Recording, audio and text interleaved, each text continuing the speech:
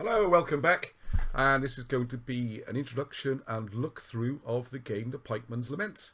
I'll be looking forward to this for a while. Got my copy of the rules and had a read through. Also played a short game with some friends last night, which I'll show you at the end of this video. It wasn't a full-on game, just to try out the rules and mechanics to see, well, just get a first initial impressions of it. It is very, very similar to Lion Rampant. I was expecting a few more changes. We'll go through that, how the game works in general terms if you haven't played it before. And if you're not aware of this game, I shall read you the introduction from the book, which puts it very well. And it says, "Welcome to the Pikeman's Lament, a set of simple and fast-moving miniature wargaming rules designed for the pike and shot period. From the 30 Years' War through the English Civil Wars to the end of the Great Northern War and beyond. The Pikeman's Lament helps you to refight ambushes, escort missions, and other tasks performed by a small company of soldiers rather than a full army. We call this outpost warfare." In his book Pike and Shot Tactics, 1519 to 1660, published by Osprey, author Keith Roberts vividly describes the style of action we hope you will be able to recreate with your miniature armies and our rules. And then it's a long description of some fighting from a George Monk quote. More lovely pictures, I'll be showing some of those. I've done a really nice job as always. One of the things I'm pleased about is there's lots of new pictures of figures in action, lovely painted figures, nice battle boards. It's not just rehashing of Osprey artwork, as lovely as that is. It's always good to see some new images as well. So overall, beautiful looking game, very much in the Lion Rampant stable, and we'll just now a quick run through. Okay, to give you an idea, one of the things which is an addition, a bit new, is officer background. You get an officer with each force. Force is 24 points, similar to Lion Rampant if you've played that before. Most units are about 4 points each. So you're looking up to about 6 units generally. Cavalry are generally 6 figures and foot 12. So up to about 72 figures, I would guess. Unless you're for a really extreme army. Could be more, and it's usually less than that. One of the additions is you get an officer who runs the army, and it's designed as a campaign, the book, where the officer has a background, which he starts off with. You can see on that table there. And as you progress, you win honour through fighting duels, winning battles, surviving, getting wounded, whatever. You get bonus points as you play, and you gain more traits. Now, I always have a bit of a problem with things like this, because to start the game, the officer background is just a random roll. You roll 2d6. Now, if you get double 6, you get the re-rolls of actions. We'll come on to how activations work, but that's massive. I mean, that's almost game winning right there. Worth, I don't know, 1 or 2 units out of your army to have that. And you can get it for free if you're lucky enough to roll double 6. And that runs through the whole campaign. Where you will get a rubbish roll, you might get nothing at all. Or something like Wild Charge, which can be a real handicap, as a unit will go charging off whenever there's an enemy nearby. So I like to put too much emphasis on things like this, especially when they are random. Nothing wrong with the traits shown, they're all good fun. Maybe you can pick one or buy one, spend points on it. It just seems to me you roll 2 dice, you can win the game. This doesn't seem right. Same with the officer traits, every time you get so many medals you gain more. To be honest, with the Lion Rampant you used to have boasting and boasts, and I think there was a similar sort of system. I'm not really sure because we never really got into it. We never bothered with the duels. Duels are in this one again. You just roll 3 dice each. Whoever gets the most 5s and 6s, or 4 5s and 6s, wins the duel. The enemy loses their officer. It doesn't seem skill based or anything. Can you roll those dice or not? But so we don't tend to bother with that in the previous games. I'll probably have a look at it for the sake of completeness when I try this new rules out. But really not intending to bother too much with the campaign building. The scenarios, though, look good. And I want to bring that out straight away. One of the things that really made Lion Rampant, and they did such a good job on with Daniel, was all those great scenarios. And it looks like the same again with this game. So, if you want to play a campaign, develop your officers, great. I'm sure it's fun. Not the sort of thing I'm into. We'll be playing the game pretty much straight up. And hoping for a fair game each time is the thinking. Although we will use some of these traits in different ways perhaps. Okay, so when you're playing your game, both sides are going to need a company or a force.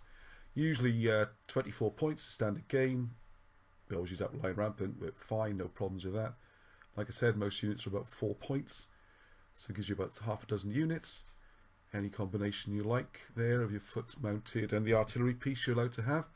I'll go through a bit more on the profiles and everything in a minute. And basing is very good on this, very flexible. I mean, the game is very loose, which is one of the great things about it. I'm not sure why it would stand up to tight tournament play. I don't think it's designed for that. It's a fun game. We played loads of Lion Rampant, really enjoy it. Whatever bases you've got. You see at the end there, the figures James brought along, the infantry were based 4 to a base. And we use those, the cavalry 2 to a base. Really doesn't matter. Facings don't matter. Movement is an absolute dream in this. You just pick up figure, foot move 6 inches, cavalry 12, plonk him down and move the rest up. As long as you're not too close to other units, that's it. There's no flank attacks, rear attacks, facings. Very quick, designed to be. And the way the game works, turns can be very short. I mean, a turn can be a couple of seconds, but we'll come on to that as well. Okay, so the actual playing of the game, for those who are not familiar, you start the turn, we're trying to rally your, what are they called now? So wavering units, used to be called beaten. Same thing, if you fail, they lose another casualty and keep moving towards the edge, or you can rally them. You also have your wild charges. If they've got someone in range, you test to see if they charge. If they don't charge, though, that doesn't end the turn. And that's the key to this game, really, is when it comes to attack, move, and shoot, the first 3 entries you see there, they are the order activations, or activation orders you can give to a unit. You know, I tell them to attack, or to move, or to shoot. So, for example, if a unit wants to shoot, check its targets in range, roll 2d6, 2 6-sided dice, and check the total, which needs to be equal to or higher than the score needed. So, for shooting, you generally need to get 7 or more to activate, which means the 2 dice add up to 7. If the commander's nearby, that reduces by 1, needs 6. And you go on and perform the action, the shooting, the attack, the move, whatever it is. Morale, that's the number again. You need to roll on 2d6, and that number gets higher by 1 each time you take a casualty. There's a bit more complicated than that, but it's pretty simple, really. Stamina is very important. That's the number of hits for losing a model. So, for example, if you've got stamina 3, fairly tough unit like a pike or something, then if someone does 2 hits on you, doesn't matter. 3 hits, take a figure off. So odd ones are lost, and that's how you calculate from it. Got the points, see how much the cost is. I put together all this on a table to make it easier because things are spread out all over the book. Rather than dip into the book all the time, I've made a quick reference sheet, which I've included on here. You can have a look at. Then you've got the attack value, defense value. So if you're the attacker, that's what you need on each dice to hit. Defender, likewise. Shooting, same sort of thing. The range and what you need to roll on a d6. Generally, you roll 12 dice if you're attacking, defending, shooting. Count how many hit. So how many have got the 4, 5, 6 or 5, 6 or wherever it is you require. Movement, as I said, very simple. There are effects of terrain and stuff like that, which we'll have time to go through in this video.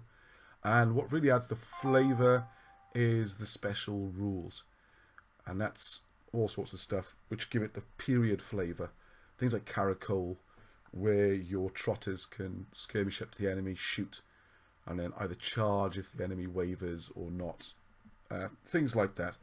And that's the real fun of different periods in the book. I'd like to see a little bit more of that, if anything, because a lot of the traits are pretty much the same as you used to get in Lion Rampant. So we'll come on to that in a second.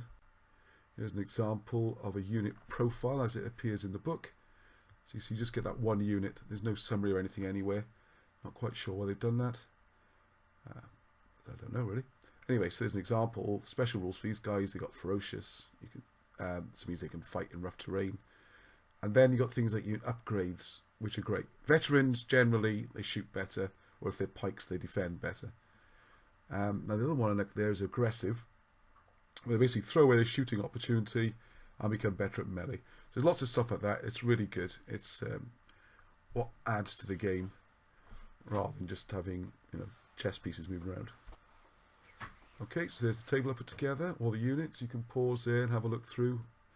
That covers, it's not meant to be detailed rules, get the rulebook. It's just an aid memoir where you see the different units listed. So the horse, the gallopers, trotters, dragoons, foot, you've got the forlorn hope we just looked at, then pike shot, commanded shot. We haven't really looked at that yet. Interesting. It's like a sort of detachment. It's a small unit I suppose like skirmishes in a way. I haven't looked at it too closely, sounds interesting. Clubman, just the crazy guys, 1 point each, go rubbing in, try and bash things up.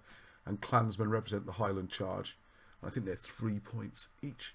So I guess you could have 8 units of those, 12 figures a unit, almost 100 of those. That might be quite good fun if you got the figures for it. Good luck trying to command them all. I'm sure as you get to charge range, it's going to be great fun. So there you go, lots of options, variations, and I give example units and historical background, and it's lots of good stuff. Okay, so another nice picture, some lovely figures. I've actually, these aren't ones I painted, but I remember painting that Gustavus figure in the middle. He's fantastic. Painted that for someone, beautiful figure. I have to get that one again. Anyway, I digress.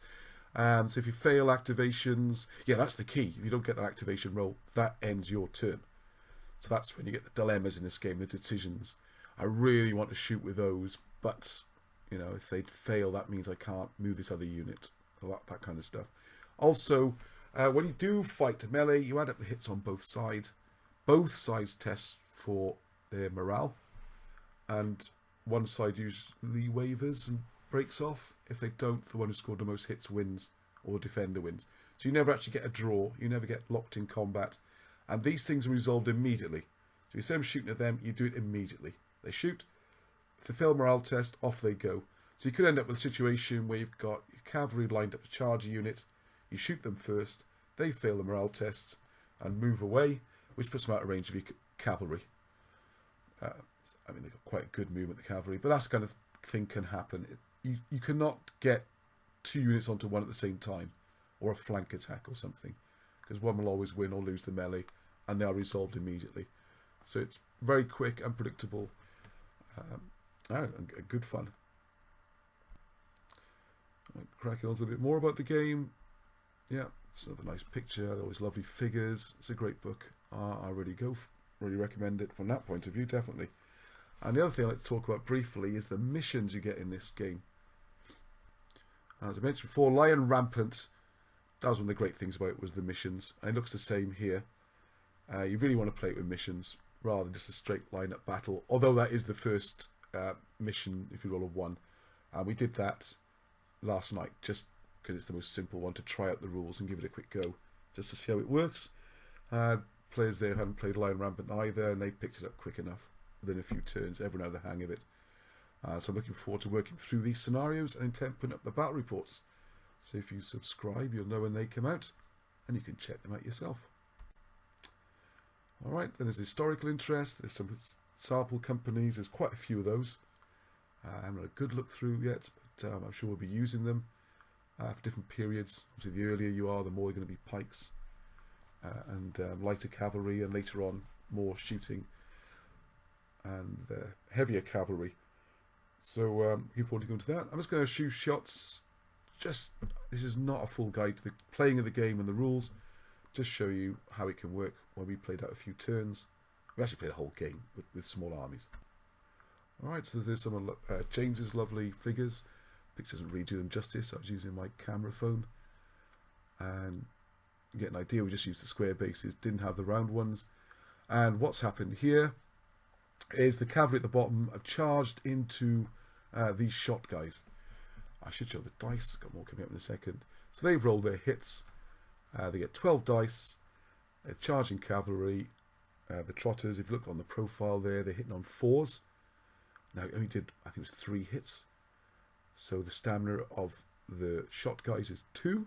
So we put a little 1 there on the dice to show that 1 is down. Let me do some hits back. Yeah, 1 back as well. So then you test the morale. So on the cavalry, I know they're 3 up, with plus the 1 for the dice. As long as you're on more than 4, they're okay. Both sides are okay. So I think there's actually 2 on the shot, because I remember they went backwards. One of the rules I didn't mention before is cavalry then get to follow up. Only once per turn. And it's quite interesting, because say that unit of shot had broken completely, they'd rolled very low and taken off the table. The cavalry still follow up, but it's any unit then that's in range. So those pikes would have got charged. And now it looks like a flank attack on here, but it would have been straight to the teeth of those pikes. So I know James wasn't really looking forward to doing. He's an English Civil War reenactor and everything. He knows his beard inside out. Got the gear, even got the beard. So and the massive collection of figures. So there we are. Hopefully he's going to get into this. I get to use his figures. I don't really have anything for this period. Okay, so throwing historical convention out to the window and some raised eyebrows from James, our ECW expert. The pike have actually charged the cavalry, the trotters, that you just saw molesting the shot. Pike's job to defend the muskets. A bit late turning up, but they are there. They've done a hit. They've taken a hit back. Now, the crucial thing is there's a great roll to show because the historical dice gods were not happy about them charging mounted, and they rolled 3. So even though they hadn't actually lost the melee, they only rolled 3. Now, their starting profile, their morale is 4. With the commander, 3. But don't forget, every wound counts. That goes up to 4 again. 3 is 1 less than 4. They are now wavering. They move away, with added consequence that the commander's now out of the game as well. Okay, so the cavalry, anyway, the trotters on my side and all the figures are very similar. They've now charged into the last 2 survivors from James's cavalry unit. So I've shown this because the full cavalry unit charging gets 12 dice, hitting on 4s. The other poor guys have already fought the shot twice, beaten off the pikes, and now getting charged at below half strength or less. They only get 6 dice, and being charged they only get 5 dice. So they're in a bit of trouble. Stamina for trotters is 3, so you're going to get 3 hits to count. So if you're rolling 6 dice and even 5s and 6s, you're probably not going to do anything. See it? So that's the overall show of our little battle there. Like I say, just trying out the rules. No particular tactics or anything. So the 12 dice there. You can see this. No, I think we're supposed to show a lot of hits there. 7 hits. The stamina was 3, so that was enough to wipe out those cavalry. And that little yellow dice shows the pikes are wavering and running away. Or not running, walking away at the moment. Right, okay, now put this one in because the muskets you see at the top right, it's at the top of the table. Anyway, the range on muskets is quite long, it's 18 inches. And for the first volley of the day, they hit on 4+. They still get 12 dice, it seems a bit powerful. We're a bit worried, or I'm a bit worried, it's a bit like the crossbows in Lion Rampant, which can change a game if you put the units in the right place. This game felt a little bit shooty, sort of end of the period, if you like. Most of the casualties caused were by muskets blazing away at each other. I don't know, we'll try it as it is with a bigger game and a proper battle. A little bit concerned about that might be overwhelmed by the musketry. Especially you can make them veterans, get a +1 on the hit as well. So anyway, so the reason I've shown this one here is because the shooting has come in on the guys just to the left of the pikes. They've taken 2 hits. Now they're, sorry, it must be 3 hits actually, apologise, 3 hits. Their starting morale is 4. It's 2 hits this turn plus 1 previous. They all count. Got to remember that. So they needed 7. They rolled 6. Now the commander's right next to them. So you might think, oh, -1 for the commander, that's a pass. But no, because his unit's wavering. They don't give their bonuses when your commander's wavering. So they're now wavering as well. We were joking. A minute ago this game was won, and in 1 turn it only looks lost. Anyway, the win and lose doesn't matter on this. Just demonstration. Alright, so just to illustrate the point, by a remarkable coincidence, and no, we did not fix the dice, this is how they came out. The pikemen at the top also rolled a 6, they'd taken 2 hits. Because their commander's nearby, they did pass, so they're still in the back. Okay, so unfortunately the cavalry that had just chased off James's cavalry come into musket range. You can see some dice on there. It's first volley of the day, they're hitting on 4s. It's only about being very powerful. 7 hits. Cavalry, the stamina cavalry is only 3. So 2 models come off, which is a lot. If they lose 1 more, they're down to 6 dice and pretty much useless. So I think they did get shot by someone else as well, maybe the other muskets, and cleared them out. So I don't know. Anyway, shouldn't judge things on just a short play. But that's a worry. First appearances. Oh, 2 dice just miraculously appeared. I think they failed their morale test. Yeah, so they're off. Everyone's running away now. Anyway, another little rule to throw in, which I forgot to mention earlier, is when we tried to activate, we rolled a double 6. I know this wouldn't count on the morale test, but on the activation, they rolled double 6. And there's a special table, which I didn't show during the review, I should have done. It's a nice little touch, sort of black powderish, not sure if I mentioned it. So they got the 3. which is a bonus. What it meant was that one of your shot units can have first shooting again, because the first shooting of the day they get the +1 to hit. So they're back to hitting on 4s, very useful. You see that cavalry about to run off the table, and the shooting has come in with the hitting on 4s and shooting up those pikes. It's one of the things we found a bit difficult in this. I know we're only playing a small game, I'm not trying too hard. The cavalry tried to activate, and I think it was a case of they need 7 to do what they want to do, move, or whatever, and he rolled 6. And measure the 12 inches, the commander's just out. He doesn't give his +1. It's a 12-inch bubble. So they didn't activate. That was the end of that turn. So great. The other cavalry getting shot to pieces just stays there. They don't get to move. I thought it was just a nice one to show you, give a flavour of the game. As you can see, just outside, they didn't roll enough. Oh, that's right, 5 to activate, they rolled 4. If the commander had been in range, it would have counted. As it is, it doesn't. Okay, I'll bring things to a close there. I hope that gives you a flavour. Overall, game looks very exciting and looking forward to trying the scenarios. Today, my only concern is I hope muskets aren't too powerful. We found 1 unit of crossbows changed the game, and you can have, say, 4 units of muskets on this, and it becomes a shooting game rather than getting stuck in a manoeuvre game. So that's a slight concern. We'll see how that plays out. I was hoping it'd be a little bit more different than Lion Rampant. Versus Skirmish, I guess skirmishes don't change too much over time. There are lots of new features. It's got the campaign, which you might enjoy to try. I might have looked at it myself. Of course, all the special bonuses to units makes it interesting. And it's great to try another period, try a skirmish. So please bear with me. Leave your comments. Let me know what you think of the review, the rules themselves. Battle reports will be following soon. So if you subscribe, you should get a notification when that happens. And it's always good to hear from people. I'll let this know someone out there. So hope you enjoyed that. I'll catch you soon. Please keep rolling.